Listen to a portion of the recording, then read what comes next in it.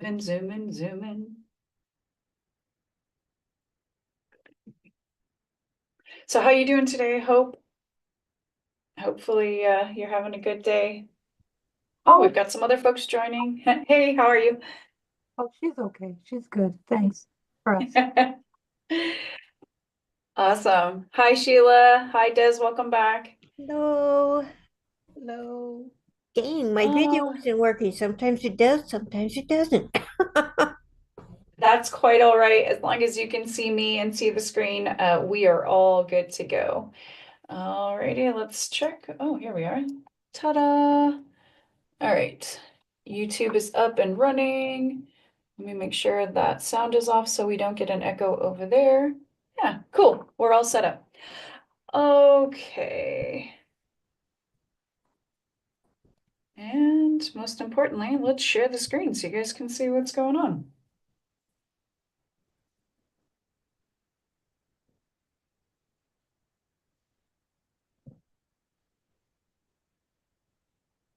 And I'm gonna move you guys over here just so you're out of the way.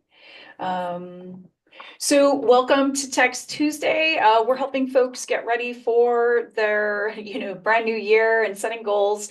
We're going to be going through Excel today, so I'm pretty excited about that. It's something I've spent a lot of time in my career working on, but what I realized lately is not a lot of other people have actually used it, and sometimes it feels a little bit intimidating. So since it's such a useful tool, I thought I'd go ahead and spend today working on that a little bit. If you guys have questions, definitely you guys can ask them in the chat. I will drop the chat over here on my second monitor so I can see anything you guys ask. You can also just come off mute if you have questions as we go.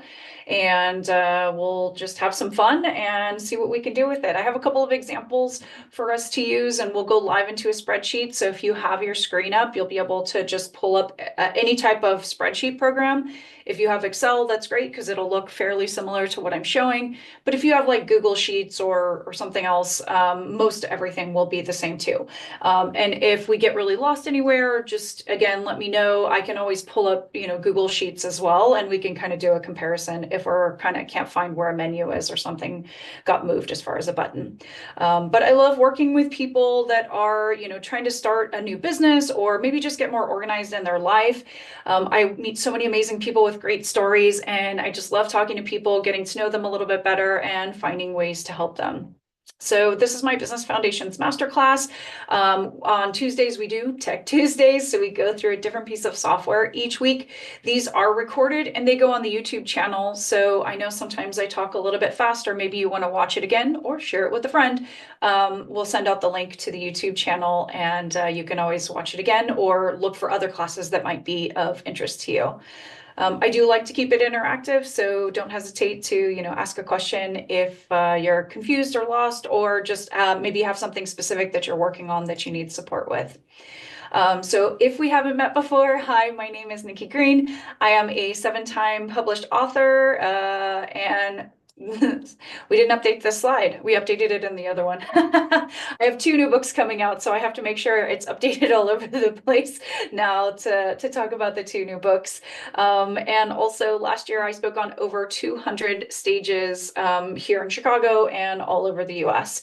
Also on my YouTube channel is my podcast, Stand Up and Stand Out. So if you're looking for inspiration or just want to meet some interesting people, definitely jump on there. There's some really great interviews with some cool people that I've now mostly met in person too, which has been fun. So in the Business Foundations, we kind of talk about 3 different areas. What we're focusing on with Tech Tuesdays is really this yellow box of making sure that we have good systems in place to streamline our processes and try to get as organized as we can, so we're not spending so much time on the administrative stuff and we can focus on really growing our business and our revenue. And so last week we went through OneNote, or a digital notebook. And so if you missed that one, definitely hop on over to the YouTube channel. Let's see, I think I have the link here. OneNote, there it is. Grab that link, copy link, and I will drop that in the chat Hopefully the link goes, there it goes. If you guys would like to go back and watch that. I also have some free mini courses for a lot of these software. So it goes into a little bit more detail, how to do a couple of specific exercises to get more used to playing with the software on your own outside of when I do coaching. Some people don't use maybe Microsoft products and they have something else. In the case of the digital notebook, sometimes people had Notion or Evernote. A lot of these things are fairly similar, maybe just the menu is a little bit different. We are probably going to do one on Notion maybe later in the year. That's definitely been a high request item because Notion does a lot more stuff than just digital note taking. It also does project management and some other things. So stay tuned for that one if that one's of interest. But Excel was definitely a hot topic at a retreat I was at lately. So we're going to go ahead and do that. So why do I do these topics and how do I know so much? So before I became an entrepreneur, I worked in Silicon Valley at many top companies, one of them being Microsoft. So I'm fairly familiar with most of their tools. But pretty much throughout my career, I have had to what they call dog food most pieces of software while I worked at those companies. And that means basically we had to try the software all the time as they were making improvements so that the employees could kind of flush out some of the challenges before they released a lot of those pieces of software to the public.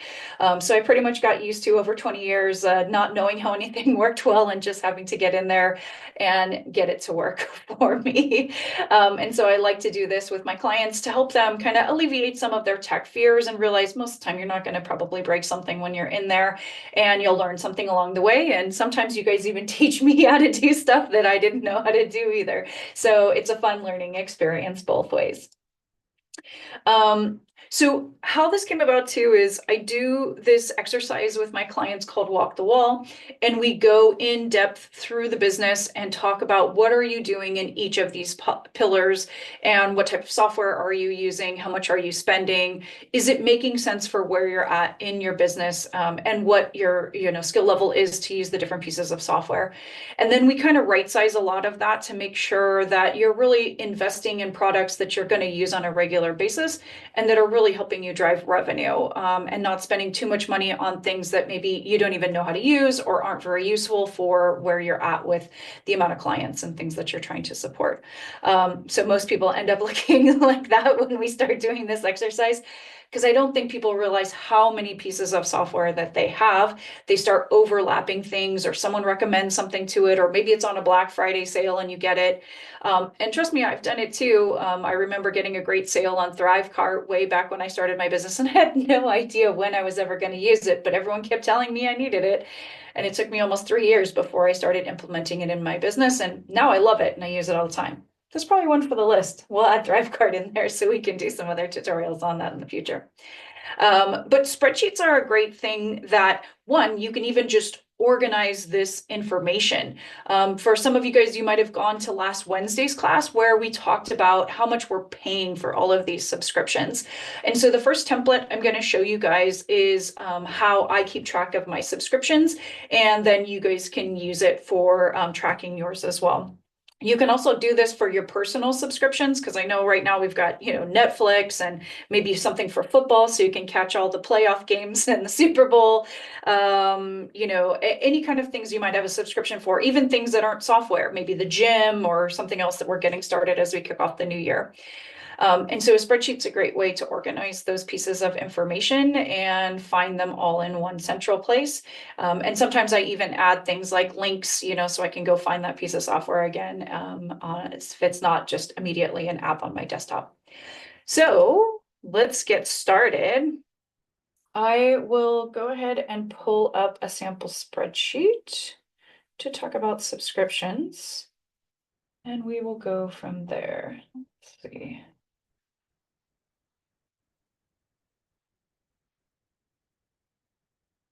See, is anybody leaving comments on the live stream? Okay, no one's over there yet. Cool. So let's share the spreadsheet and get oriented to what's here.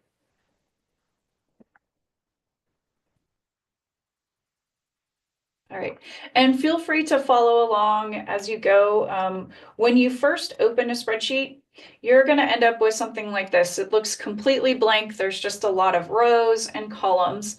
On the left-hand side, you'll see numbers for the rows. Across the top, you'll see letters for the columns. And so this helps you as you're moving along, figure out which cell you're actually in, especially as you start filling in maybe lots of pieces of information in here. And if you can't quite figure out what cell you're in, maybe there's a lot of, information on here.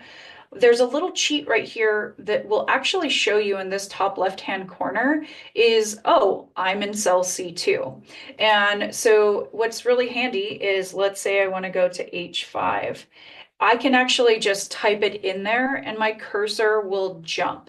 So not everybody knows that. Sometimes you're trying to very carefully figure out exactly which row and line that you're supposed to be on. And sometimes it gets difficult when you have a lot of information. So the first thing is just kind of getting oriented to the rows and columns and figure out where you want to get started. Another cool thing is, let's say you want to maybe see one specific row, but again, it's kind of mixed in a lot of data. One nice thing about on the spreadsheet too is if I click up here where the letter is of the column, let's say C, it's actually going to highlight the whole column. So sometimes when I'm looking at things, I may want to just isolate that information. And so it's a quick and easy way to highlight that without having to actually change the color of the cells or do something dramatic that's going to alter the data. And then you just click anywhere else and that'll come off. You can do the same thing on the row. So if I wanted to highlight row 7, I just click on the 7 on the outside here and it will highlight the whole row too. You'll find this ends up getting really helpful as you're doing things later on. It'll also allow you to more quickly, let's say, format stuff that's in here.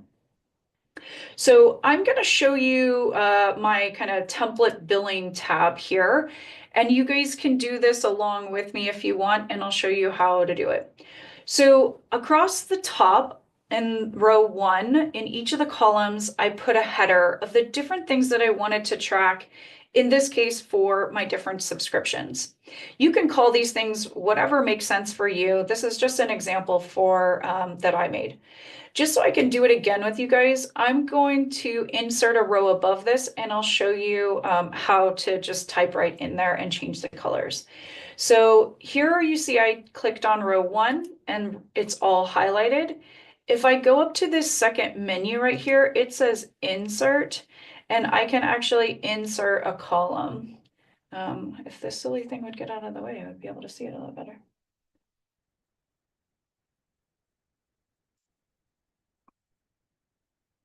Insert row. There we go. And now I have another row on top of it. And this is really helpful because sometimes you start putting data in there and you're like, oh, I really wanted another piece of information in between two things that I put in there. So you can easily just add another row and column, again, by simply highlighting where you want that to go. And then you go to the insert menu and you can insert a column. You can also delete them too. So if you end up with too much space and you don't like it, you can delete just the same. So this column I called item, and this is because I was trying to figure out what type of software is it? Sometimes, I started putting the vendor information in, and obviously I know where Amazon is, I know Google is, but some of these other ones is it's not going to be very memorable that this one is called Bitly. So yes, I wanted the vendor name so I would remember maybe when the bill comes in what the name of it is, but what I really wanted to know is what the heck does this thing do? So maybe item isn't that helpful. Maybe you want to say type of software. That could be a little bit more descriptive than maybe item. So type something in that first column, A1, and that will be helpful and descriptive to you. Now, the other thing I like to do as I'm creating a title, you'll see that first row is bold and it's gray. And so that helps me know that this is the label for that column. So in the Home tab, you should have a bunch of choices right here, which allows you to do that same thing. So this one here is bold, so I can make that a little bit darker. Let's say I don't want to make it gray. I want to make it something prettier like green. And I like to center things so that way I can see it a little bit more clearly within the cell. One thing that you'll see here is there's two different ways to center or align the thing in the cell. And I'll show you what it does. I'll make this cell a little bit bigger, which you do by just dragging that bottom line. And you'll see right now, this is centered from left to right, but it's at the bottom of the whole cell. That's this top one right here. And this is the alignment in the width of the cell. So right now it's sitting on the bottom. But if I also click this as centered, you'll see it kind of pops up and now it's in the middle of the cell itself. And then this other one will align it to the top. So again, depending on what you're formatting in here, all these can be really useful that you can, design it and make it look more creative, maybe specific to your brand, maybe if you're giving it to a client. Lots of fun stuff is in here. You can also change the direction. So this little funny one is the orientation. So sometimes I like it to be like one really long column and maybe I'm going to print it or something and I can rotate it this way. And so again, if I make this cell really big, now you can see the type of software actually goes up and down. So that helps you kind of save space sometimes if you're trying to make a really big spreadsheet, but sometimes it just looks cool. So there's lots of different ones in here, and then you can always just turn it off by clicking it again. So type of software is there, and then you can keep putting, all the other information that you might need in the next couple columns. Maybe you want to see like subscription cost. So whatever, words make more sense to you, it's your spreadsheet, do with it as you please. And maybe you don't want everything to be the same color. Maybe it's more important that you know what the subscription cost is and you know that that's money going out the door. So maybe you want to make it orange. I'm a very colorful person. Anytime you get any of my templates, you're going to see there's color all over the place. But sometimes it's easier just to do something nice and simple and gray. So okay, well, that's the boring title, but I know where it's at. So once you have some information across the top, now it's time to fill in the details. Now, you probably don't have this information at your fingertips. I'll tell you what happened to me is I had to change banks. And so I had to go through a very painful process of figuring out where all of my subscriptions were. And I had to get them off the old cards and moved over to the new cards. And so one by one, I would just every month look at my bank statement and I would see what things were coming in and I would put them in the spreadsheet. And it also helped me get back into a good process for budgeting and knowing what I was spending on and knowing that I was being charged for probably some pieces of software I may not need all the time. So here's some examples of things that I found that, I probably forgot about, especially if maybe you've selected to have those subscriptions only bill you once a year. It's probably going to be a while before you see it on your statement again. So it's good to do this process, at least once a month or so and figure out and evaluate these things. So in this case, the couple different pieces of software I had is, so I've got Google Business Suite, which gives me email and Google Drive storage and a bunch of other things. Next time in our next Tech Tuesday class on the 28th, we're going to be talking about bookkeeping and accounting. And so right now I'm using QuickBooks. In that session, we're going to be talking about a software called Xero, which has been really popular. I know I've seen a lot of commercials and they have a sale going on. So if you're interested in learning more about bookkeeping software, join us on the 28th for that session. And then I had two bills from Amazon and they were kind of for the same amount. And so I was kind of confused, like, oh, is Amazon overbilling me? And when I looked closer, I figured out one was my bill for Prime. And the other one was my bill for my Audible audiobook subscription. And they weren't billing on the same date. So I kind of had to peel the onion on that one to figure out where it was from. Then other things that I had that were yearly are things like Calendly, this Bitly one, which is my QR code generator, and Experienceify, which is my course platform. So this list in reality is actually quite long. I realize I have almost 50 different subscriptions that I have to use for my business. I'm sure once you get in there, you'll probably find an equal amount of those. And especially if you add on your personal ones, you'll probably find you have maybe a dozen or so on that side. And so then putting in the amount that I'm getting billed. And then the next thing I thought that was going to be important, especially as I was making sure everything was moved over, was renewal date. So for the monthly ones, I don't necessarily come in here every month to know, that it's gonna get billed now, not on January 21st, but February 21st. But it's just generally knowing that, oh, on the 21st, the Google one comes in, on the 11th, the QuickBook ones come in.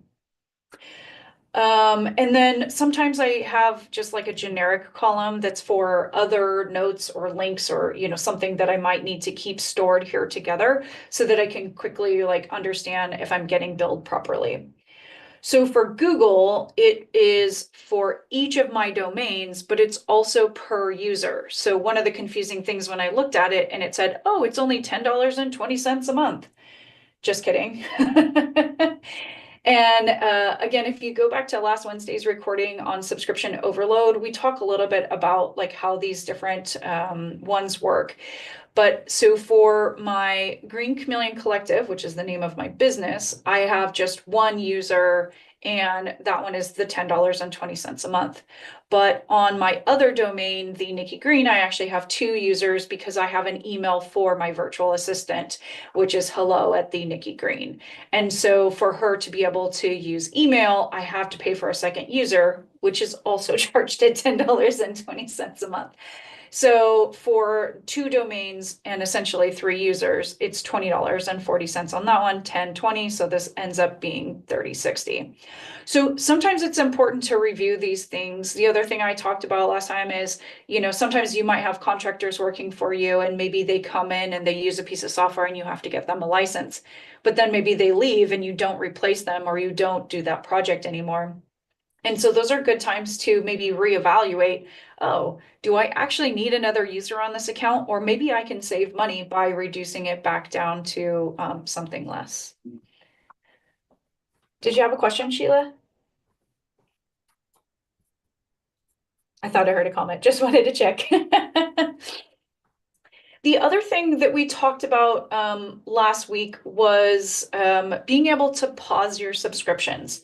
So when I started, traveling and I was working a lot, I didn't really have time to listen to my Audible books as much. And I had a bunch of credits racked up that I just wasn't getting to. Especially during the pandemic, I was actually reading real books. And so I didn't need it necessarily to listen to it. I wasn't in the car, I wasn't driving, I wasn't going anywhere. And so one thing you can do is I contacted Amazon through my account and I was able to put it on hold. What happens with hold is your account is still active. I can still listen to the books I've already purchased. I just won't get charged any new credits and I can't, go and get new books. So not a big deal really at the time. So before I put the account on hold, I just downloaded a few extra books to make sure that I had, stuff to read if I was going to be able to. And so then you can see, I put the note on here, hey, this account is going to be on hold until January 31st. And the next credit when I'm going to get charged will be on February 16th. So it's helpful, again, even if you're just saving $15 a month, it's $15 of something you're not using. And it's a service they let you do, and it has no impact on your account. So sometimes, like if you're going to be on vacation, you're going to be away for a while, and you're not going to be able to use something, Netflix, Disney Plus, whatever all the things are, it's a good idea to check in and see if you can put it on hold for a while. Save yourself the money while you're away and use it on something fun while you're on vacation. The other thing, again, since I was talking about like moving my cards over, is which card am I using? And so usually I kind of just put, and these are just made up numbers here, but let's say this one I actually had going through PayPal, and that's going to go directly to the bank. So once I fix PayPal, it fixes a whole bunch of stuff where the subscriptions were already set up. But these other ones, maybe that were on different cards, then I can make sure, oh, I know which card it is. The other thing that we'll talk about in a future session is really how to optimize the cards that you're using. A lot of these reward cards may have discounts or benefits if you put certain subscriptions on with them and you have those recurring charges coming in. And so then sometimes you want to keep track of which ones they are to make sure that you're getting those reward points, because then that essentially makes your subscription lower as well. So here's just a couple of examples of how to put stuff in here. Let's just talk a little bit about formatting again, because you'll see there's a little bit of inconsistent formatting on the numbers, and we can fix that easily. So this stuff is all formatted as text. This one is a date, and these ones are numbers. The format for numbers and text, really everything, is right here. So you'll see there's a little drop down right here, and it says general. So general is kind of a little bit of everything, but it's mostly text. You can easily go in here and change the formatting to something else. So if I move over to the money column and I want to format it as money, I can do that. Right now, strangely, I don't know why it says accounting, but I guess technically accounting is money too. There is also just plain number. Maybe you don't want the dollar sign in there, or maybe you use a different currency because you're in another country. You can change the currency here, and you can change it to pounds and euros or yen or whatever it is that you might use. I did a lot of international finance while I was working, and so a lot of times I would have spreadsheets with different currencies in each column, and then I would have everything translated into US dollars at the end so that we could easily add everything up, despite which currency it might have originally started in. So I can click on currency, and you'll see the difference is it just moved the dollar sign over a little bit closer. So if you like that formatting better, you can easily change it from accounting to currency. The other thing I would say is it's kind of hard. Like, let's say this whole column is money, which it is, and you don't want to sit here one at a time reformatting the whole thing. Another great thing you can do is you can just select that whole column, and then you can go to that same drop-down menu, and you can select currency here. And so now it changed the whole column all at once. That also works when you select the whole column. So I'll do it on this annualized one just so you can see that it's working as well. So same thing, I'm going to go to the drop-down menu. I've clicked on the F so you can see that whole column is done. And then I'm going to say currency. And it reformatted the whole column all at once. So either one works. Maybe you have some other stuff at the bottom that you don't want formatted. So you can either just select those specific cells, or you can select the whole column. Both ways work. The other thing about this is, so how am I selecting it? You just hold on your cursor and drag it down. So just start in any particular cell, and it really doesn't matter. You can start from the bottom and go up. You can start from the top and go down. What you can't do is once you start in the middle, you can only go up or down, and you're going to miss some. So either direction works. Excel doesn't really care one way or the other. The other one I have here is a date format. And again, this is kind of, North American formatting of the dates. Maybe you prefer a different type of format for the date. So let's go back up into our drop-down menu. You'll see it already says date here, but we have at least two quick options: the short date, which is what it is now, and maybe there's something specific going on where you want the long date and you want to know actually like the day of the week and something specific. And so this is really helpful that you can easily just reformat that date, and you're not sitting there typing Tuesday, January 21st, 2025. There are a lot of shortcuts like this throughout Excel that make it super easy to reformat things. I found it especially easy because a lot of times I thought things looked really cool, and then I gave it to my boss and he was like, that's not what I want. And he had some specific thing of why he wanted a date a different way. So without having to spend my entire life trying to reformat cells, I found quick ways to be able to do these shortcuts. The other piece about this is, so remember I said, let's say you wanted to do maybe a European format, but you don't really see that here. You see short date, and that goes back to the format where it's month, day, and year. The other thing you can do is here is if you see all the way at the bottom of this menu, it says more number formats. So when I click on that, now you're going to get a whole new menu that's going to pop up, and it has a lot of those same things. It has the font, it has borders, it has colors, and it also has date. So this first column here that says category, this is everything that was in that drop-down menu. So date is highlighted, But what you'll see on the right-hand side now is there's a bunch of selections for type, and now you can see all those different format options. So maybe you want the year to be first, maybe you don't care about the year at all, or like I said, maybe you want to change the format so that the date is first, then the month, and then the year. And that could be eye-catching. It could be an easier way to format because maybe you want it in numerical sequence.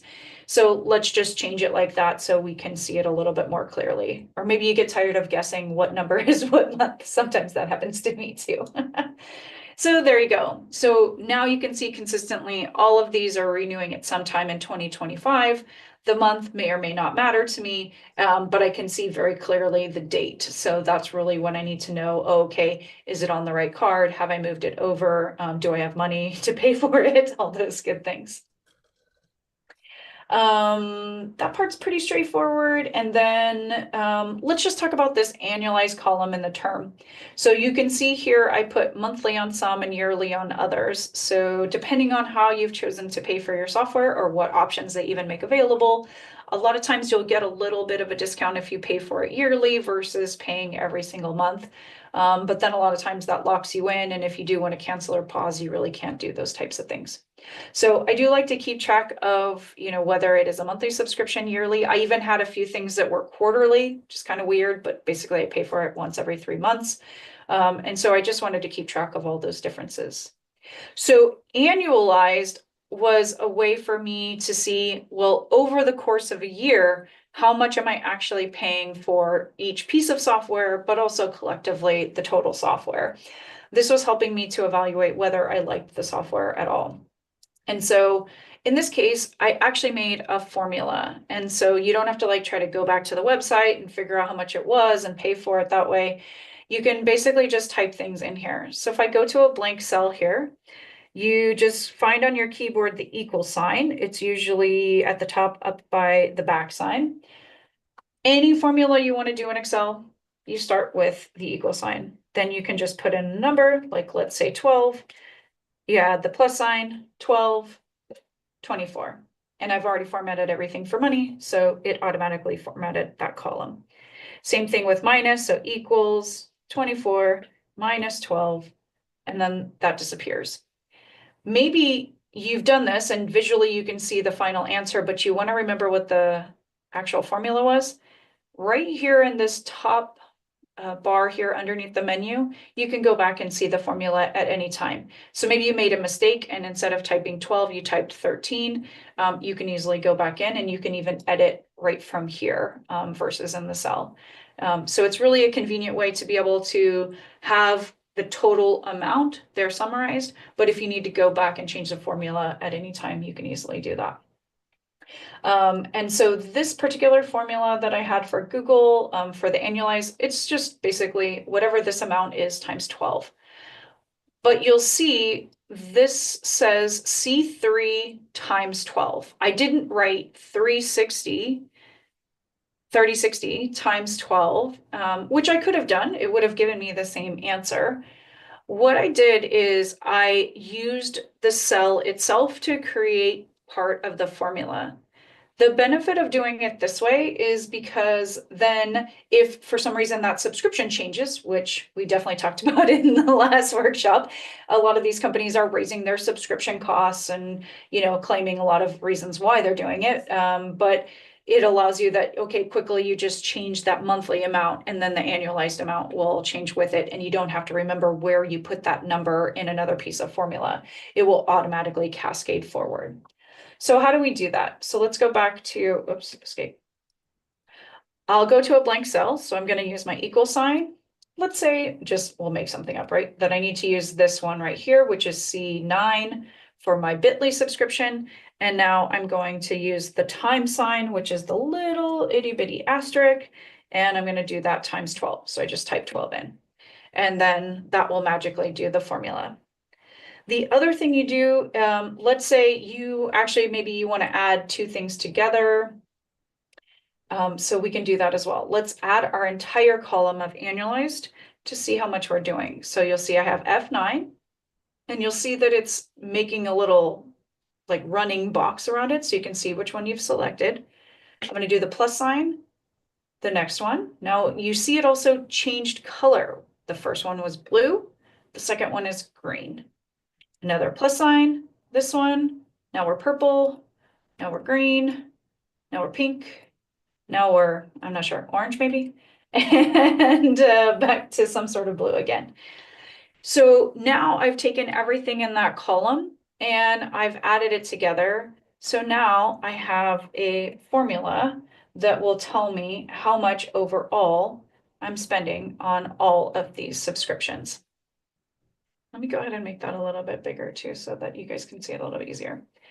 So another terrific way to, again, connect the cells together to give you a better picture of what you might be doing. This is a great thing to be using in your business, to be tracking your revenue, to be tracking your expenses, to, track how many clients you have or how many leads you've gotten from maybe a summit that you've gone to or a giveaway that you did. Lots of creative ways that you can start to use this to manage your business. Then I'll show you quickly how to do a formula, which also gives you the same answer. Now, luckily when I did this by hand, and I'll click on it again, when you double click on it, it'll pop up in the formula again. I had to click one at a time through these, and luckily there was only whatever, 7 or 8 that are there, so it didn't take that much time. But let's say you have a really, really big column of numbers that you're trying to add up together, or maybe they're not, all in the same place. So escape. The other way that you can do that is you can actually write, and there's these very sophisticated formulas that are inside Excel, also in Google Sheets. So all you have to do is write the word sum. I want it to sum up the column of numbers. And then just like we did before to highlight and drag, you just drag it, and now you'll see my little running boxes running around the whole column of numbers. You put that column within a parentheses after the word sum, and there you go. It now just gave you the exact same number as what I got when I added them individually. So over the years, they've created thousands of these types of formulas for you to be able to use to simplify what you're trying to figure out. I worked in a department on big data, and so we had some really crazy embedded formulas that did lots of stuff. We're not going to go into that level of depth today, but if there are specific ones you want to learn how to use, I can definitely help you out with that. If we go back and I click on that cell where this formula is, and you can see it again up here in this top bar. The other thing that's helpful is there's so many formulas, I can't always remember the name of what am I supposed to use in order to put it together. There's a little cheater formula function thing right here that has a squiggly F with a little tiny X. And so when you click on that, it will bring up a menu. Now, in this case, I already have a formula in it. So what it's going to do is show me my formula and tell me what it's looking at. And so you'll see here, it's looking at the individual numbers that are on there. 36, 367.2, these are really small, 780, 179.88, etc. So this is also a way to kind of check your work if maybe the formula isn't working. So there's also a help on this function in case, something goes awry and it's not working. Usually what happens a lot of times is maybe the number isn't formatted as a number, it's formatted as text. And so then it doesn't know what to do in order to add them together. If I start in a blank cell and I click that same thing, you're going to get an entire menu of these thousands of functions that are available. And so little by little, depending on what you're trying to do, you can start using the different functions. And so you'll see here, you can type a brief description of what you want to do and click go, and then it will help you. So in this case, let's say I want to multiply. We didn't do multiply really. So now it will recommend a couple of different ones to do. So there's M product, which will return the product of complex numbers. This one returns a matrix. This one gives you all the numbers, multiplies all the numbers, and sum product, where it's the sum of a range or array. So sometimes they may not make sense. They use a lot of weird math words that maybe you haven't seen in a while. So sometimes I just play around with them to see how they work and see if it's the thing that I'm trying to get it to do. But really helpful, because like I said, there's so many functions in here, unless you use them on a regular basis, it's hard to memorize them all, but you can easily just go into this FX menu and you'll insert a function. Or if you want to see how, maybe if you get a spreadsheet from somebody else and you want to see how they made it, same thing. You just click on the cell where the formula is and then go to the FX menu and it'll help you from there. How we doing, guys? Let's see if there's anybody else, any other comments or specific questions at this point. Hopefully this was a good kind of basic example to get us going. I have a few more things I'll show you and then we'll come off the share.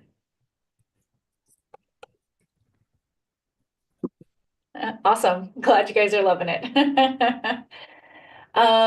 So you'll see that we talked a little bit about colors. So here the colors are up in the font menu. I did a couple of different colors on purpose because I wanted to track what I was doing and what the changes are. So for me in my head, green, oh, these are all done. They're moved over to the new card and they're not going to happen until, let's say, next November. These ones are monthly and it's like, oh, these ones are coming up soon. And then, like I said, the Audible one I wanted to highlight because I wanted to know, oh, this one's actually on hold. I won't get billed until kind of a future date. So you can use colors in lots of ways to help highlight what's going on. In this case, maybe this one where I put the total in there, I want to make that nice and bright and green. And then you don't have to put the same things in every column. So let's say I just want to write that that's the total so I remember what that is. Lots of easy ways to use this spreadsheet. And I've even used it for, let's say I was going to evaluate the features of the software. Sometimes people would do this maybe, you know, on a pad of paper, pro con list or things like that. A lot of times I'll do these in Excel too, and I'll put the questions here and I'll compare maybe the pieces of software to say, well, what does the software actually do? And is there a better option? We'll go through this on the 28th when we start evaluating the QuickBooks versus Xero and talk about accounting software. So I'll kind of have a spreadsheet like this ready and we'll talk about, okay, what does the software do? What does one do versus the other? And what does it cost? And is that cost actually worth those additional features? The last piece I want to show you guys today is the bingo card. So as we're setting goals this year, we are on the TikTok bandwagon for as long as it's up and running, where instead of just setting maybe one or two like big goals for the year, we're going to set the goals in a bingo card so you can break it down into 5 little goals. So on a blank page here, I'm going to show you how to make the bingo card. If you were in the OneNote class last week, we also did this in the OneNote and the template's available if you'd like to go back and practice in there instead. The reason I like doing stuff in the spreadsheet versus in the OneNote for this particular stuff is this way I can also have maybe monetary goals or cumulative goals that feed off of each other. So in this case, I need to do a box and I want that box to be 5 across by 5 down. So I'm going to click in the cell. I'm going to count 1, 2, 3, 4, 5 and down. 1, 2, 3, 4, 5. So now I've highlighted the box that I want and I want to draw some lines around it so it's more clear to see. So in this little menu here, there's all kinds of different borders you can use. You can even draw them yourself. So you can make them dotted lines. You can make them different colors. For now, we're just going to be boring and just click the all borders button. But that's always really helpful. I use this one a lot to very quickly format columns so I can see things more quickly. The other one I like is this thick one. You saw me use it on the last sheet. This one is a nice because it will do just one big little bit darker box around the whole thing. So again, if you have a lot of stuff going on the page, then you know it more clearly helps it stand out. So I want to be able to write text in these boxes. And right now, if I said goal number 1, part number 1, it's going to kind of write it and it will be running over into the next box, which is not really easy to see and it's not going to print very well. I can do a few other formatting things here, which we didn't talk about, which is wrap text. So when I click wrap text, it will allow the text to keep going on. And the other magical part you'll see is it popped up quickly, and now the box itself is bigger than it was before or than the ones next to it. And it made the whole row bigger because obviously one cell can't be bigger than the other in the same row. It's going to look really crazy. So it's a nice kind of automatic formatting thing that will help you easily add it. The challenge that may happen is if you have one thing somewhere in this that has a whole bunch of text and maybe everything else is really small in that row, you're going to end up with a really weird looking row where everything is really giant. In this case, I want everything to be the same size. So I'm going to show you another quick formatting thing that is helpful sometimes for you to control how big it is. I'm going to highlight the rows of the box again, and I am going to move my cursor, and you'll see it looks different depending on where I'm at on the cell. When I'm on F, it looks like a little down arrow. When I'm on G, it looks like a little down arrow. But if I can get my cursor right on the line in between those two cells, and now I click and hold it, I am going to be making the cells bigger. And you can't visually see it yet, but you'll see the width number on there, and it tells me I'm doing a width of now 11, maybe 12. Let's just, for random numbers, we'll go to 15 or as close as we can. Sometimes I get annoyed because it'll tell me something like this, 1509, but there you go. And you'll see it didn't just make F bigger, but it made all the columns bigger that I had selected at the same time. And then I can do the same thing for the rows. So if I want the rows to get bigger, I find that last little one, and you could really use any of them. Once it's selected, it doesn't matter which one you pick. If I want to pick 4 versus 5 versus 7, anything that's highlighted, it's going to fix. If I did only want to fix maybe column F, then I just highlight F and just do that one, and only that one will change. So here's the start of our bingo card. And if you guys started working on your goals from last time, this is how you're going to put it in there. So you can pick how you want it to go. If you like a bingo that goes diagonal, or if you like a bingo that goes straight across, put your low-hanging fruit, right in one that you visually want to see quickly. Usually this one we get a free spot, so you can put free there if you want to. What I did on mine is put my lowest hanging goal that I wanted to make sure happened right there. So that way it was the first goal I achieved, and I was able to put the gold star on it. But so for goal 1, part 1 here, the next thing that you can do is you can also copy and paste. So with the right menu, you should be able to see copy and paste here. I also use a lot of keyboard shortcut keys. So when people watch me play, it looks like I'm playing the piano sometimes. And you can easily copy, and you can paste, and you can paste again. And so you have kind of already a template of what you're going to write, and then you can modify. So let's say this is part 5. This is part 4, and you guys don't have to write what I'm writing. You can write your actual goals in here. So let's say you want to earn an additional maybe, $5,000 in your business. So maybe the first part of the goal is earn an extra $1,000. And then the next goal is earn an extra 2,000. And so you can break the overall goal into, specific smaller parts. Maybe you want to do it by a specific date, maybe so that you can go on vacation this summer. You want to earn that extra money before, let's say April, so that you can buy plane tickets and book hotel rooms and all those fun things. So then make those things more specific and say, okay, I want to earn this much by January, February, March, and then you can have that in there. You've got a huge square now, so you can write all kinds of stuff to break down those goals. So for each goal you have, you're going to need to do this, and then you can mix and match kind of where you put it. Let's say this is goal 2, part 2, goal 2, part 3, and goal 2, part 4. Fill in your goal card, and then you can easily print this, and you can hang it up, or you can just open it every morning and start to mark it with a little gold star and be happy that you have finished your goals. If you'd like to print, here's the next one I'm going to show you, and this will be the last little bit for today. You're going to have a page layout button, and you can change the orientation. Maybe instead of it going portrait, maybe you want it to be landscape, so you can make it sideways. Maybe you want to write some other stuff around it, who knows? The other thing is on view. Right now I'm looking at it in normal view, but if I want to see how it prints on the page, there is actually a button for that that says page layout.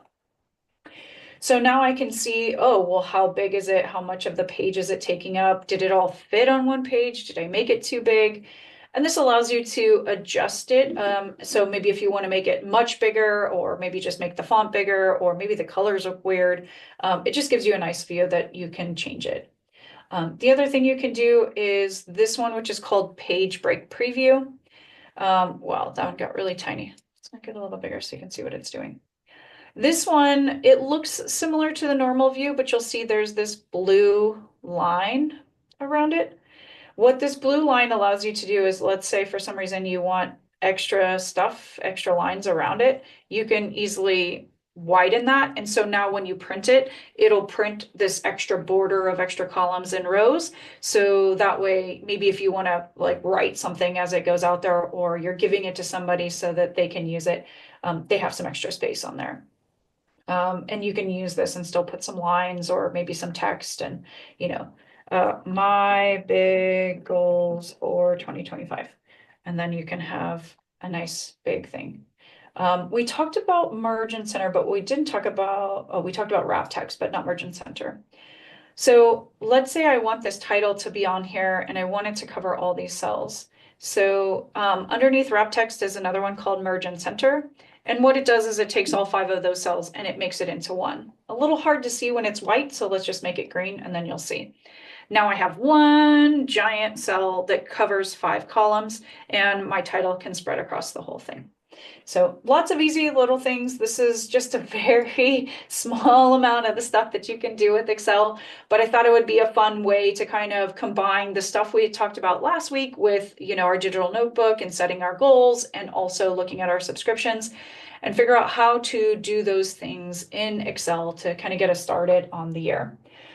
We're working on a mini course and we're going to show you how to make a calendar. I know a lot of people are working on like content calendars or maybe a tracking calendar to keep track of different meetings and things that are going on. So we'll do that in a future session and send that out. But for now, hopefully this was helpful. I do want to share with you guys an offer while we have a few minutes. We are going to continue doing these Wonderful Tech Tuesdays for a while, but we're going to be adding on a Mindset Monday and a Wellness Wednesday. And so if folks are interested in deeper coaching, I do want to invite you guys to come into our Chameleon community and join these master classes. And in those classes, we'll do more in-depth coaching and you'll get more feedback on specific projects that you'll be working on.